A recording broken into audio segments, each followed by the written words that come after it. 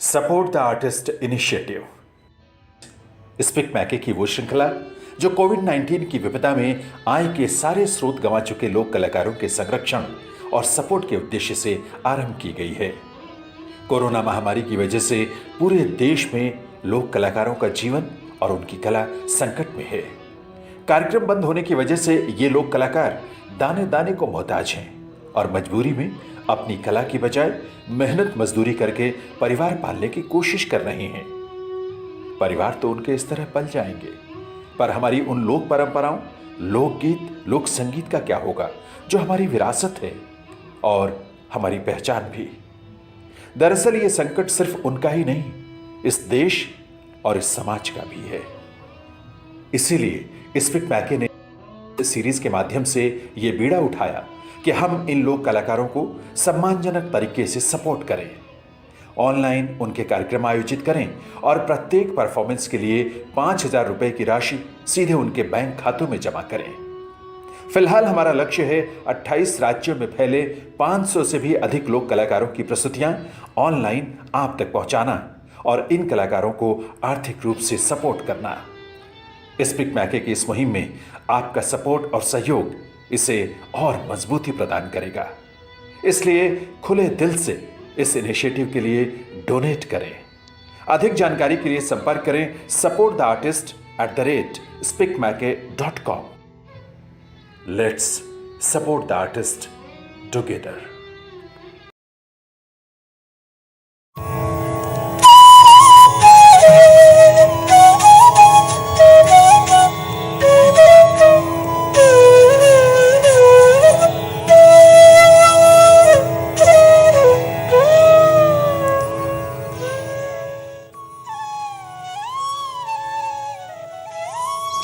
नमस्कार, मैं श्री रामगोपाल गोप, ग्राम पोस्ट सड़ो, थाना इचागढ़, जिला सरायकेला खरसावां, झारखंड के झूमर लोक गायक कलाकार हूँ।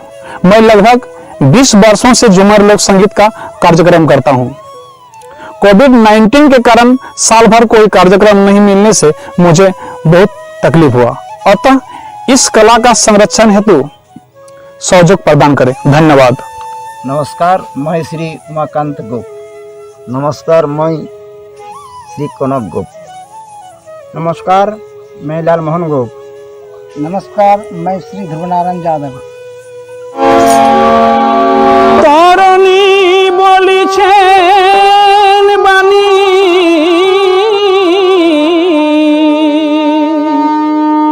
सोनो सोनो मा जननी मागो आशीर्वाद करो मा सन्ताने,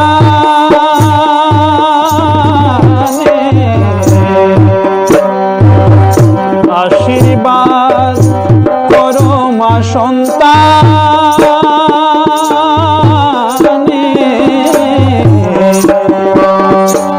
जय मागो श्री रामेर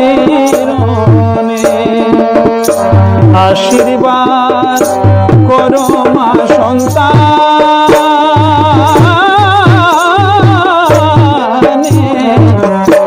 आशीर्वाद करो मा सन्ताने,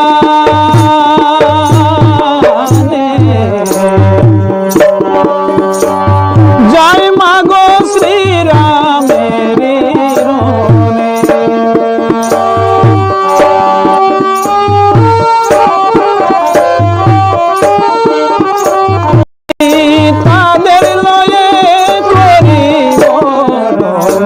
मागो मा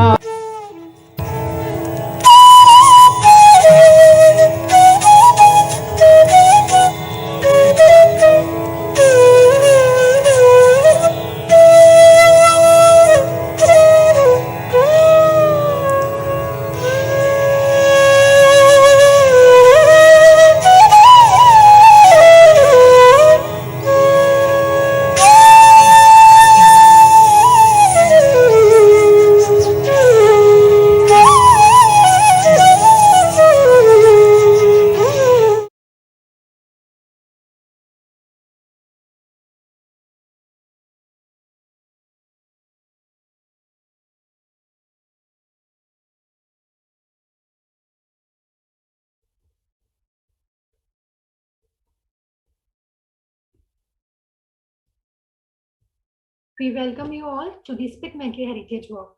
SPIC MACAY, Society for the Promotion of Indian Classical Music and Culture Amongst Youth, is a 44-year-old, non-profit, non-political, voluntary global youth movement. Eminent artists and personalities of classical music and dance and all other art forms have been delivering live and now online performances in educational institutions in India and abroad, impacting around 30 lakh students every year. By 2025, SPIC MACAY aims to have every child experience the inspiration and mysticism embodied in Indian and world heritage. We welcome you all to the SPIC MACAY family. Anubhav means experience. In the 75th year of India's independence, we celebrate Azadi Ka Amrit Mahotsav by organizing 150 plus workshops of Indian classical dance, music, folk arts, and traditional painting for 15,000 young students from schools and colleges in India and abroad. These workshops are conducted by reputed gurus who have received the highest government awards in learning, and learning from them is a great opportunity. So, what do we achieve by organizing Anubhav 3? Dr. Kiran Seth, Professor Emeritus at IIT Delhi and founder SPIC MACAY say, even if one student reaches their inner Mount Everest, I'll think that our purpose is served. Let's celebrate this Dashera in surrendering to these divine forces. Now, I welcome Professor Ramji Narayan. He is retired professor from Delhi University and has great interest in architecture. We welcome you, sir.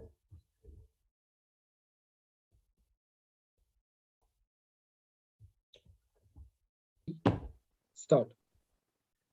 Hello to everyone. Do have a good day. We are going to talk about Taj Mahal and evolution. Many of you have visited the Taj Mahal, and at least some of you have visited it several times. It is not only a popular site, but one which is very well researched as well. Catherine Asher, Eva Koch have written excellent books on it and on other Mughal monuments. Additionally, a beautiful National Geographic documentary on the Taj can be easily accessible on YouTube. I would certainly recommend all of you to watch it to be better informed about it. If, on the one hand, Taj Mahal is well researched, on the other hand, myths about it abound, and amongst them are myths of how it was conceived. For instance, there's a story about an architect from Persia who is said to have visualized the Taj in a flash of inspiration. This presentation is an attempt to trace a possible evolution of the Taj Mahal, or the Taj as it is properly called. This is done by broadly comparing the Taj with monuments which were predecessors of the Taj. These are the Humayun's tomb in Delhi, Jahangir's tomb in Lahore, Hosang Shah's tomb in Mandap, as well as at Madhuddola's tomb and Akbar's tomb in Agra. The comparison is done in terms of building, plinth, veneer, layout, and gates. And you, the audience, will be Shah Jahan's advisors. Humayun's tomb, which you can see on the right, is called the precursor of the Taj. Let us compare the two monuments and see the similarities and differences in their building. Look at the left and right corner. This is the left corner and the right corner of the Taj. Similarly, you have the left corner and the right corner of Humayun's tomb. Now, what is it that you see here? You can, in both cases, the octagonal structures can be seen. These are actually octagonal structures, which can be seen, which is flank the central chamber. This is the view from the top. It gives you a better rounded view. And you can see that there are 4 octagons in each corner. One, of course, is being hidden by the dome in both cases. These octagons cut the 4 corners of both the buildings to make the central chamber into an octagon. In both the buildings, a part of the central chamber is contained in a rectangular framework called the Pistak. Now, here is the Pistak. It's a rectangular framework. Once again, in Humayun's tomb, you'll find this. And it is higher than the flanking octagons. Now, this is the flanking octagon here, and you can straight away see that the neck of the Pistak is higher. Similarly, in the case of the Taj Mahal, we see the same story. Now, two rows of archway niches. You'll see one row of archway niches like this, another row of archway niches of the Taj, and a similar story can be seen for Humayun's tomb. Can be seen in both buildings, and in both cases, chhatris. This is a chhatri or a kapola. Here again, you have a chhatri and kapolas. Adorn the roof of the flanking octagons and the corners of the octagons. These are the corners of the octagons. You can see that in both cases. They are surmounted by small towers. Yet there are differences as well. Ignore the difference in the veneer, that is a finish. That is a marble finish of the Taj as compared to the sandstone finish of the Humayun's tomb, and the difference in the decoration of the two buildings. Concentrate instead on the size and the proportion of the two buildings. The flanking octagonal drums of Humayun's tomb are irregular, with 4 broad sides and 4 narrow sides, 4 big sides and 4 small sides. Whereas if you look at the Taj, all the sides of the octagon are not only same, they're equal sides, but they're also smaller.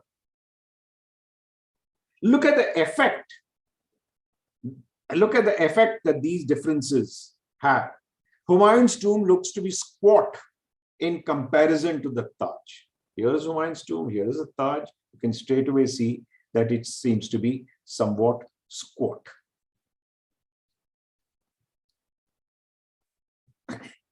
You can see that, I hope. Slightly squat structure. Now, the size of the Taj's octagonal drum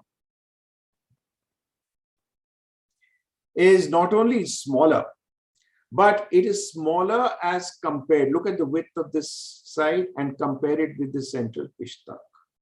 It's definitely smaller. Now let's look at the Humayun's tomb. This is the width of the Pistak, and this is the width of the broad side. Now in Humayun's tomb, the broad side is almost as big or as big as the width of the Pistak. And this again contributes to the relatively squat appearance of Humayun's tomb. Imagine that you were able to make the flanking octagons of Humayun's tomb regular, and to be not only regular, that is to have the same size in all the sides, but also have the same size in proportion to the central Pistak as in the Taj. In other words, you not only make all these sides, broad sides, to be smaller, same as the other smaller sides, but the sides of the octagonal drum must be in the same proportion as in comparison to the width of the Pistak. Then what you'll be doing is you will be approximating the Taj. But be careful that you pick the appropriate dimensions to be the width of the flanking octagonal drum. Make them too small, and this is what you get. This is Bibi Ka Maqbara, built after Shah Jahan's death. Even if this monument were to be encased in marble and lavishly decorated as a Taj, it could never match the Taj. The credit for getting the proportions right must go to Shah Jahan, as well as you, who happen to be his advisors. By making the flanking octagonal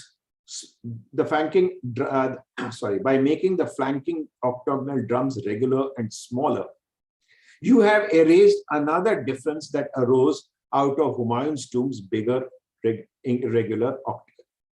The roof would have become smaller, and the 4 cupolas or chhatris would have filled the roof. But you can straight away see this is not the case in the case of Humayun's tomb. There is plenty of empty space, but not the case in the Taj. Taj is, they fill it up quite well. You would have, of course, gone further and reduced the height of the Pistak on Humayun's tomb. That is, you would have reduced the size of this somewhat and got rid of the 2 chhatris. These 2 chhatris behind the Pistak, you would have got rid of them. And in so doing, you would have got a closer approximation to the Taj. But in reducing the height of Humayun's tomb's Pistaks, you would have made visible the cylinder on which the dome springs. You can't see that here, but you can in the case of the Taj see a dome, and you can see the cylinder and the dome springing on it. So you have become closer to the Taj. But whether this makes the monument more appealing visually, that is a moot point. So you have made some adjustments, and you would also make some adjustments to the pillars, these pillars around here. And you would have come closer still to the Taj. Now compare the archway niches of the flanking octagons. It can straightaway be seen that the longer side of the irregular octagon requires the archway niche to be deeper. You can see how deep it is. Then again, compare the archway niches and the Pistaks of the 2 monuments. There again, it can be seen that the deeper and bigger Pistak of the Humayun's tomb requires 2 rows of arches, while in the Taj, you only have 2 rows of single arches. Once again, you find that by reducing the flanking octagons of Humayun's tomb to the regular octagons of the Taj, you need only 2 arches, one on top of the other, which is exactly what you find on the shorter side of Humayun's tomb's octagons. So this is what you'll be able to achieve. Now, getting the proportions right down to the jalis that the niches contain requires a judgment of Shah Jahan and you, his architects. Working from the model of Humayun's tomb, you have tweaked the proportions to get a structure similar to that of the Taj. Now shift your attention to the plinths of the 2 tombs, that is Humayun's tomb and Taj Mahal. A plinth is a raised platform on which the building stands. This is a raised platform, the building is standing here. Here's the raised platform, the building is standing here. On comparing the plinths of the 2 monuments, there are several differences that strike the eye. One is that Humayun's tomb has 2 plinths, 1 and 2, while the Taj, as seen from a distance, seems to have practically 1, though that is not actually the case. The plinths of Humayun's tomb seem to be higher than that of the Taj. Then, of course, there is a question of the proportion of the expanse of the plinth in relation to the building. The plinth of Humayun's tomb seems to be greater than that of Taj. Fortunately, Shah Jahan had his advisors, and you were his advisors, and you advised him to make a correction in the proportions.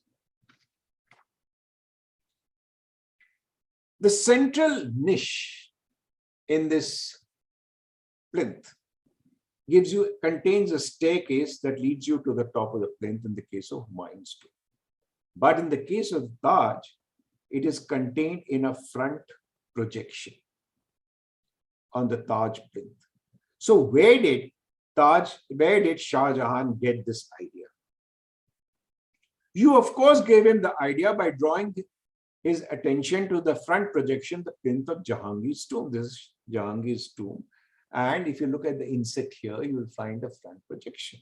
And that's where you saw that monument, and you advised Shah Jahan accordingly.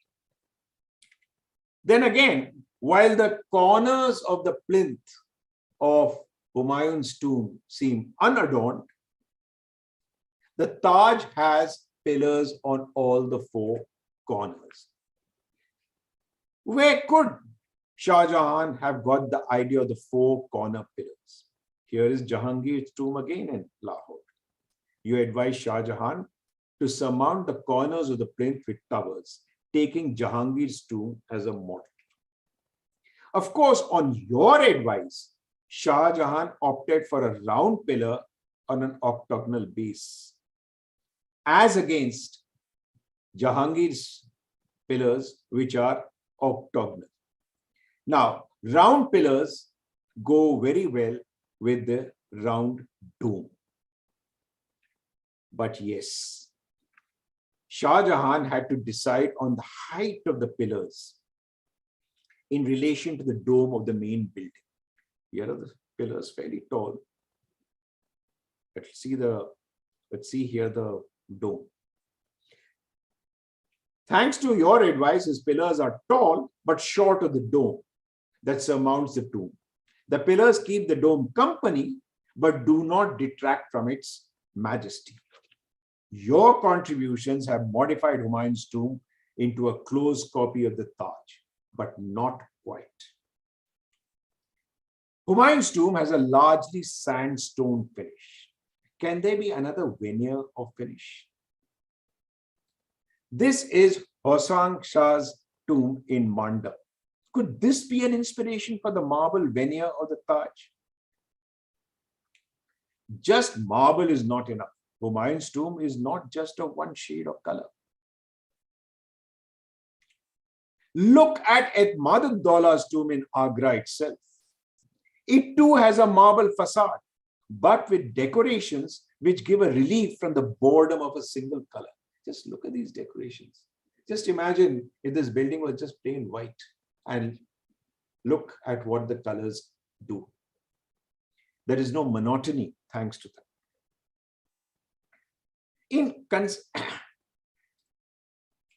Look at the decorations on the outside wall of Etmaduddaulah and also on the inside walls.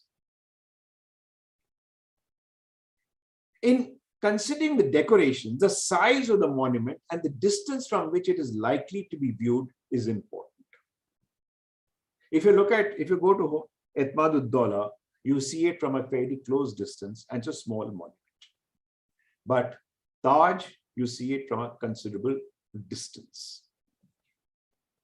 So the distance and the size of the monument is also very important. Hence, you advised Shah Jahan accordingly and persuaded him to use bold rather than intricate decorations, using among others agate and jade for his floral decorations on the marble facade. Of course, there were other things too. With a bunch of fruit on the plant adorning Mumtaz Mahal's gravestone. Have you advised Shah Jahan sufficiently on the Taj Mahal? Not quite. Humayun's tomb lies in the center of a Chahar Bagh or Char Bagh. On the right hand side, you see a scheme. On the left hand side, you see an aerial photograph. So what is a Chahar Bagh? Chahar Bagh is a depiction on earth of what paradise is supposed to be. So what you take is a square garden, and bang in the middle of it, you put your monument. That monument is a tall structure, so it looks like a massif or a mountain from which 4 streams of paradise flow.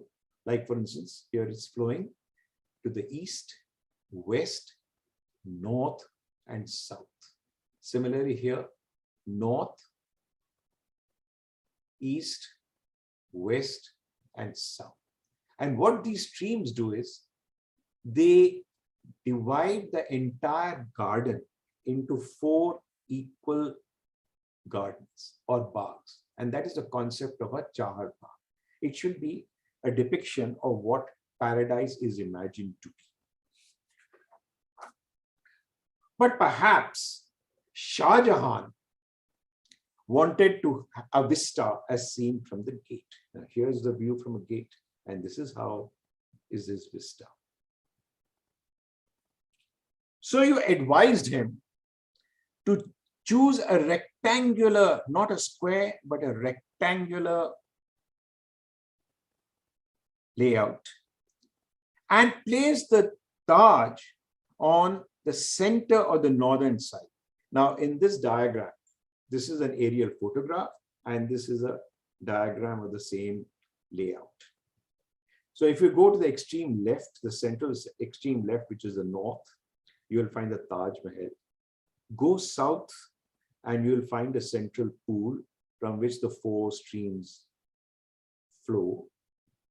Go still further to the right or south, you come across the gate of the Taj. And if you come across this rectangular structure here, it is from where people actually access the Taj. Go further to the right, and you will find a whole lot of dwelling units, and in them live the descendants of the artisans who worked on the Taj. And some of them actually still carry on the same skills, and they actually help to conserve the Taj. Any repair is required, they are the ones to do it. Now, if you were to go to Humayun's tomb and look at the Jali towards its west, you will find an archway motif. This is the one that gives the direction of, this gives you Qibla, or the direction to help you choose the correct direction for prayer. Shah Jahan instead built a mosque to the west of the Taj, and you advised him to build a Mehman Khana or a Jawab on the eastern side so that symmetry would be restored.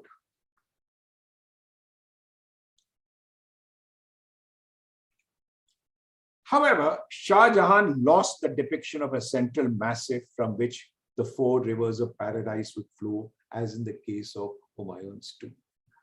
Here you'll find river flowing to the south, north, west, and east. Actually, these are channels of water, but they are symbolic of rivers flowing in those 4 directions.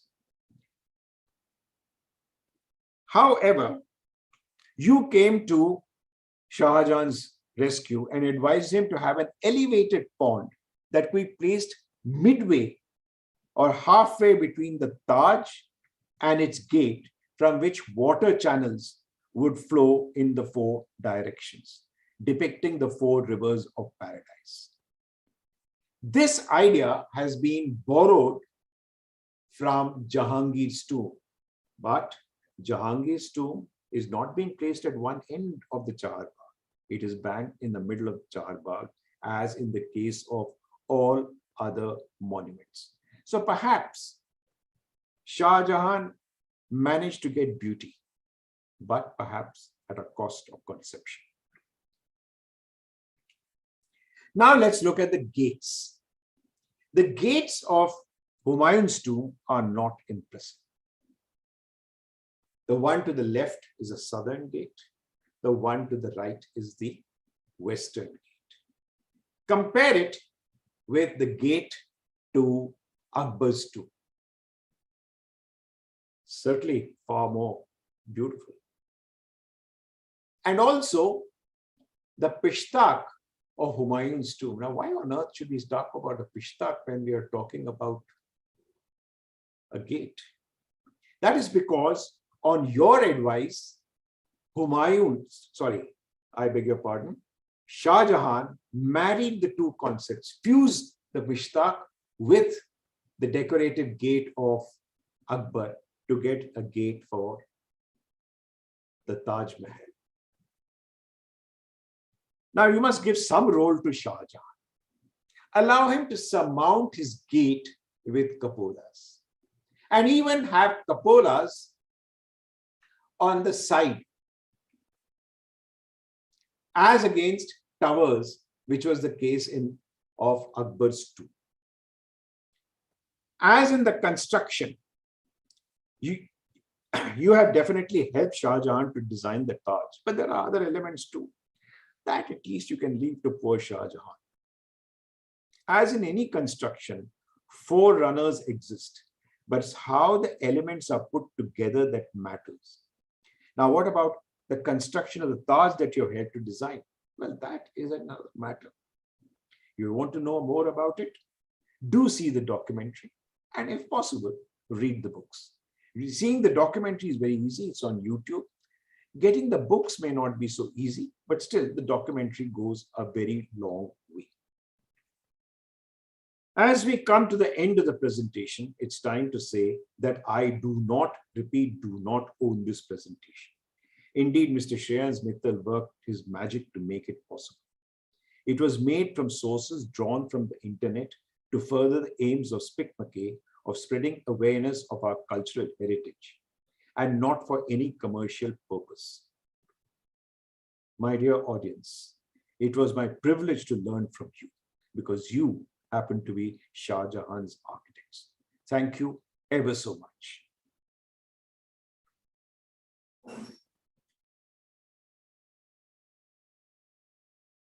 Indeed, a very informative session. We would now like to proceed with a small discussion. All of you are requested to please drop your questions in the comment box. Our speaker would love to cater to them. So, sir, our first question is from the viewer. The question is, Mughal architecture standing so tall even after so many decades. So how did that influence the modern architecture? Beg your pardon, could you repeat the question again? Sure, Slow. sir. Mughal architecture standing so tall even after so many decades. So how did that influence the modern architecture? Oh, well, it did. If you look at some of the Lutyens, Delhi's monuments, for instance, if you look at the Central Secretariat in Delhi, you will find the dome over there. Again, if you look at the facade, that's also made of red sandstone. So yes, it did have its impact. Any other question?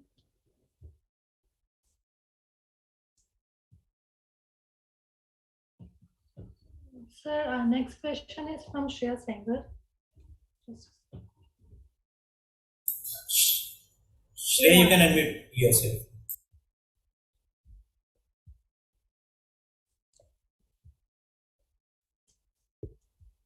Hello, sir. Yes. Namaste, everyone. My question is, like, in a lot of literary pieces I have read that Taj is said to reflect colors that represent the different moods of the emperor during his time with Mumtaz Mahal. So would you like to elaborate on that? Well, I was not there to know what sort of moods he had when he was with Mumtaz Mahal. But obviously this is a tomb and it is supposed to be a depiction of paradise. And that's what he's trying to get. He was trying to get a certain amount of beauty about it. I have no idea about what sort of moods he had when he was with the lady. Yes, sir. All right. Thank you, sir. Thank you, sir. The next question is, the intricate and minute carvings on the marbles look almost impossible. I cannot hear you. Please speak slowly. Yes, sure, sir. The intricate and minute carvings on the marble almost look impossible. So how did the craftsmen and artisans made it possible? Could you repeat the question again, please? I'm not able to hear you. Can you hear me? Yes, sir, I can hear you. Slowly. What did you say? The carvings on the Taj Mahal, what about them? Sir, they almost look very impossible. Very impossible. Yes, if we'll see them from a viewer's eye, then it seems that some magic has been done in overnight and it has been produced in front of us. So how did the craftsmen make that possible? See, basically, these are stylized, mainly they're floral and they're stylized flowers. All right. And when you have something which is stylized, it has a slightly artificial look about it. and it is engraved. And in that engraved space, you put, for instance, if you want something green, you put jade, different shades of jade. If you want something reddish or orangish, you would put agate as an inlay. Similarly, if you want something which is, let us say, purplish or bluish or something like that, you would put lapis lazuli. These are all inlays. So something is engraved, and then in that you put inlays. Now the inlays have to be worked in such a way that they fit exactly in the stones that you're going to put in, which is either agate or jade or lapis lazuli or any other. They have to be worked very carefully so that they fit very well into the inlay. That's how they've been made. Thank you, sir. The next question is, the history tells that the few parts of Taj Mahal were stolen by Britishers. Beg your pardon? Few parts of Taj Mahal were stolen by Britishers. Okay, I'll tell you something about this. The British actually wanted to, the Taj Mahal as you see it, it gives you an impression it's made entirely of marble. Actually, it's not. The facade is marble. The veneer outside is marble. So what the British did was they thought of cutting it up and taking it to Britain and putting it over there. When they started doing so, they found it was not entirely made of marble, only the finish was made of marble, and that dissuaded them from trying to attempt anything like this. So fortunately, that did not happen. And in fact, I think we must give the British some credit that we still have the Taj. And in fact, if it was not for the Archaeological Survey of India, perhaps again, you would not have the Taj.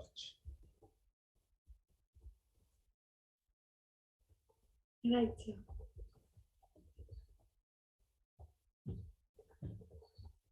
I'd like to ask a question. Beg your pardon? Yeah, so there's a question that how difficult or easy it is for the government to maintain a monument of such a high stature. I mean, it should be a high maintenance monument. It is indeed a very high maintenance monument. Remember, in Mathura, you had a refinery. One of the fumes that was supposed to be consist of sulfur dioxide. When sulfur dioxide reacts with water vapor, you get oleum, and that can heat up the marble, which is basically a metamorphized form of calcium carbonate. Now, there's also what is called an international conservation code, which means that you have to use the same material to replace anything which is worn out. And you have to use the same techniques. Now, for instance, you have to replace a marble slab, it has to be cut. And it has to be cut by the same technique that was used when Taj Mahal was being built. So the way is that they take this marble slab and they take a bow where instead of a string, you have a metal. That is dipped in water to make it wet, then dipped in sand, and then used to cut the marble. Now you can straight away see that that's a very slow process. And if it's a slow process, it's going to be a terribly costly process. Then if you look at the inlays, inlays are all expensive stones, whether it's agate, whether it's jade, whether it's lapis lazuli or whatever it is, they're all very expensive. So, and then look at the number of visitors. It's a very large number. And yes, it's a part of a heritage. So all visitors, everyone has a right to visit the monument. But when you have a very large number of visitors, there'll also be damage. So yes, you're absolutely right. Because of the International Conservation Code, that you have to use the same material, the same methods, and because of the weight of the Taj, because of the environmental pollutions, it is a very high maintenance cost for the Taj. Thank you.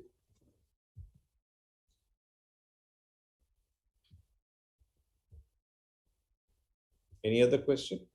So there is one question in the chat box which says, what is the most ludicrous urban myth you have heard regarding the Taj Mahal? And could you dispel the myth? Okay. One myth that I've often heard is that Shah Jahan cut off the hands of his artisans. Now, these are highly skilled people, and they were very highly skilled people. And it was not that Shah Jahan would stop with the Taj Mahal. So therefore, it would have been extremely foolish if he did it. And if he did it, no other artisan would come anywhere near to do anything at all for the emperor.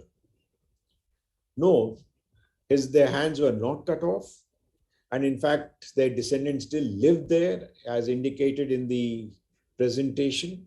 And they continue to practice those arts, and those skills are actually used for maintaining the Taj. And in any case, let me also tell you, emperors of that particular time were not fools, and they were not necessarily that vain or brutal. So all that is the most absurd of myths that I've ever come across. Anything else? So there is one from Supriti. She asked, can you tell us the story about Shah Jahan wanting to build another monument opposite the Taj on the other side of the river in black marble? Yes, that is also a myth. Actually, what happens is that if you look across the river, you will find a garden. And that is the Mehtab garden. And Mehtab means moonlit garden. Now, the Mehtab Bagh also exists in Delhi, or rather used to exist in Delhi in the Red Fort. And what you have there are flowers which are white in color, which can be seen in the dark, especially under moonlight. And some of those flowers, one of them I think is called Rajnigandha or Raat Ki Rani, which has a beautiful, shall we say, smell or perfume, if you like, in the evening time. So that was his object. What's the point of having a black Taj? That's again an absurdity. And he was, again, as I said, one thing one must know about anything that Shah Jahan did, he would certainly have had his architects, but no plan went without his personal approval and without his personal intervention. He would make changes if need be. He was as vain an emperor as anybody else. He knew that he was a descendant of Akbar, and he too wanted his name go down in history.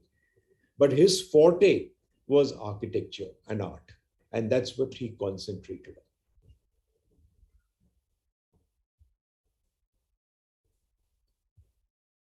Any further question? Yes, sir. Yes, sir. I have one. How has Taj evolved after Shah Jahan? Is it exactly the same how it was created? Actually, there is a beautiful book by a gentleman called Bamber Gascoigne. And in that particular book, he has a photograph where three monuments are shown together, which are Humayun's tomb, then that's on the left. Then in the center, you have Taj Mahal, and to the right, you have Bibi Ka Maqbara. And the line underneath is Mughal architecture in bud, full bloom, and gone to seed. And that, I think, is an extremely good commentary. You do have monuments afterwards. In Delhi, for instance, you would have what is called Safdarjung's tomb. It's not of the same quality. He just went to seed afterwards.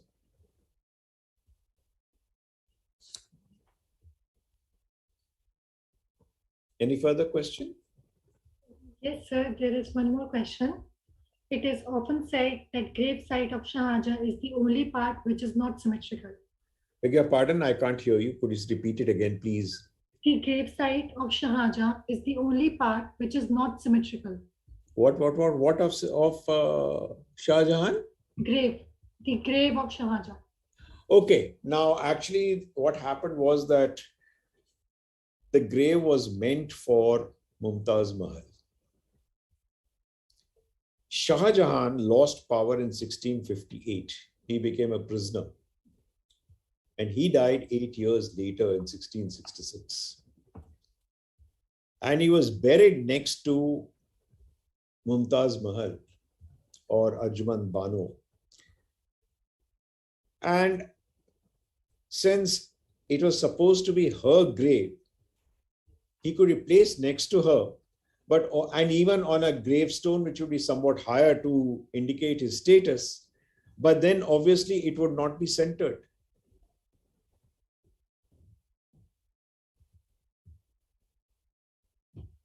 Thank you, sir. Akansh wants to know that what was the relevance of these monuments for the general public during For the the time? general public, okay, that's an interesting question. The general public in his time would not have had access to these monuments. We do, because it's a part of our heritage. It's a continuing story in the evolution of our arts and our architecture. As well as, strangely enough, something which we have not talked about here, but which perhaps if you were to see the documentary will be clear, also construction techniques. So since it's a part of our heritage, today, very rightly, the general public is allowed to see it, of course, against a payment. Remember, it's a very difficult and costly monument to maintain, and there will be a terrible rush to somehow contain it. There is a charge, which is not a light charge. It's you have to pay quite a bit for it. Agreed. But in his time, access would have been only for the royal family and perhaps some part of the nobility. It was a very unequal society.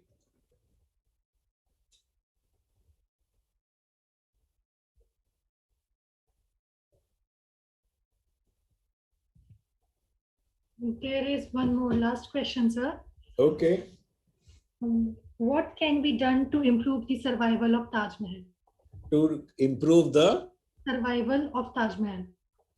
Well, improve the survival is, well, unfortunately, one is really to improve the atmosphere, the environment. Because that sort of corrosion is something very difficult to defend.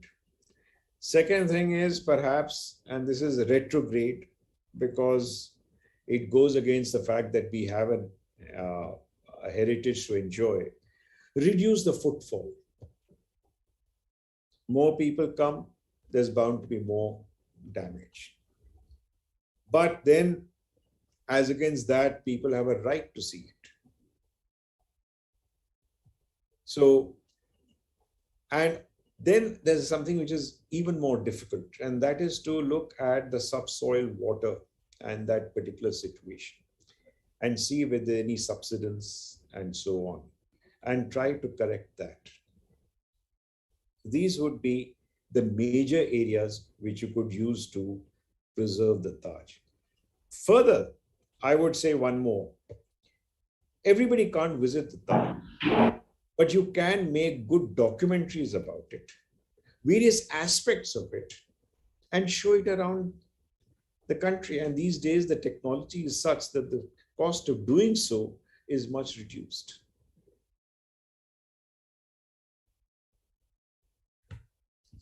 I hope I've answered all your questions. Is there any more? Just one more question, sir. Yes, there is one more Kripa in the chat box, if you could read that. Beg your pardon? Yes, ma'am. We have many questions. There are many questions. Yes. Yeah. So let's take a couple of more questions, and then I think we can wrap up the session. Okay, right. Are there equivalent monuments of love anywhere else in the world? As far as I know, there are no such monuments anywhere near the world. But what the Chinese have done is they've got a park where they have made models of all the various monuments in the world and put them together. But other than that, there's no such monument. Yes, there is something very similar, Bibi Ka Maqbara in Aurangabad, which was shown. But compared to the Taj, I'm sorry, it's a very, very poor imitation. Very rightly said, sir. And last question is, what are your thoughts on Itmaduddaulas and its beauty in comparison? Oh, Itmaduddaulah is one of the most underrated monuments. I would really, really advise each and every one to cross the river and see Itmaduddaulas too. It's a beautiful too. It's really something worth seeing. And it also shows something about the man. He enjoyed life. And so besides Devdar trees, you'll also find flasks. Presumably there were flasks of wine in the inside of the monument. But otherwise, you find the same conception of Hasht Behisht and so on. Something which we have talked in an earlier presentation on Humayun's tomb. Can't explain it in greater detail now, but please do see it. It's worth seeing. And after seeing it, perhaps you may not think so much about the Taj. It's much smaller, but it's beautiful. Sure, sir. At last, we will thank you for such an insightful and a wonderful session. We thank our supporters, Department of Youth Affairs, Ministry of Youth Affairs and Sports, Ministry of Textile, Ministry of Culture, Ministry of External Affairs, SRF Foundation, Ashok Leyland, IGNCA, Takshila Educational Society, Dr. Vikram Seth, GLB Foundation, Rohini Nikelnis and Philanthropies, Pioneer and Dainik Jagran. Thank you so much. Thank you very much. Thank you so much, sir. Thank you. Thank you so much, sir.